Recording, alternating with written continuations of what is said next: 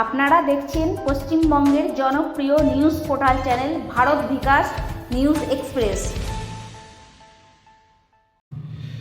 নমস্কার স্যার, ভারত বিকাশ নিউজ এক্সপ্রেসে আপনাকে স্বাগত জানাই।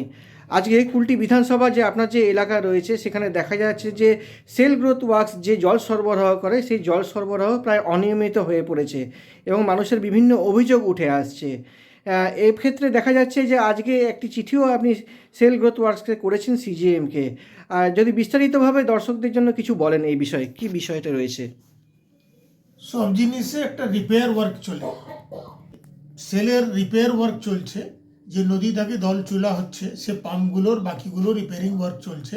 রিপেয়ার ওয়ার্কে একটু সময় লেগেছে, এই জন্য বিরাট অসুবিধা মানুষের, এটা অস্বীকার করার কিছু নেই।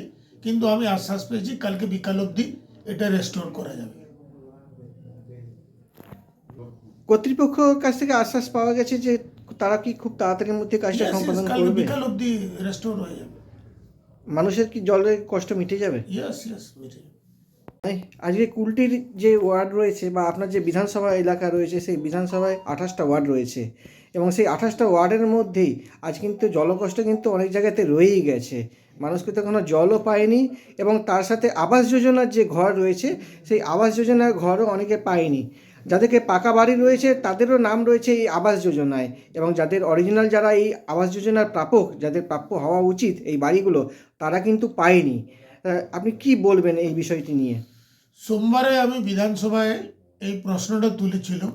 আমার কুলটি বিধানসভা 28টা ওয়ার্ড, 28টা ওয়ার্ডে কোথাও বলতে পারবো না 100% জল আছে। 50% লোক টাকা জমা করেছে, এখন অবধি কানেকশন হয়নি। কানেকশন হয়তো জল নেই, রোড নেই, বিকাল হলে অন্ধকারে ডুবে যাচ্ছে। চারদিকে কাঁচা বাড়ি, চারদিকে টালি ঘর।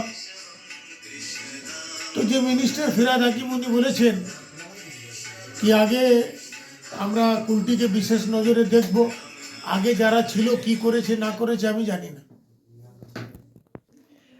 আবাস যোজনায় এত দুর্নীতি হচ্ছে, সেক্ষেত্রে কেন্দ্র সরকার আগামী দিনে কি কি পদক্ষেপ নিতে পারে বলে আপনি মনে করছেন? পশ্চিমবাংলায় দুর্নীতি ছাড়া কিছু আছে? শিক্ষা ক্ষেত্রে দুর্নীতি, চিকিৎসা ক্ষেত্রে দুর্নীতি, খাদ্য ক্ষেত্রে, তিনটেই তো বেসিক জিনিস। বেসিক জিনিসও সব ধরা পড়েছে, জেলের ভিতরে আছে।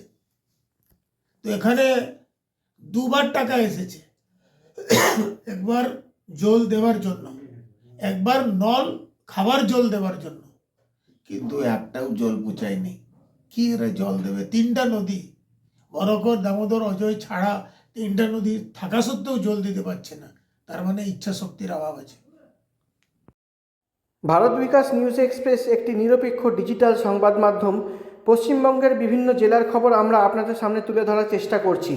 যে কোনো খবর অথবা ব্যবসায়িক বিজ্ঞাপন অথবা সামাজিক অনুষ্ঠান যেমন blood donation camp, health camp, চক্ষু পরীক্ষা শিবির অথবা যে কোনো ধরনের কালচারাল অনুষ্ঠান এবং স্কুল ও কলেজের অনুষ্ঠানে আমাদেরকে আপনারা পাশে পাবেন সব সময়। আমাদের যোগাযোগ নম্বর 9382454725।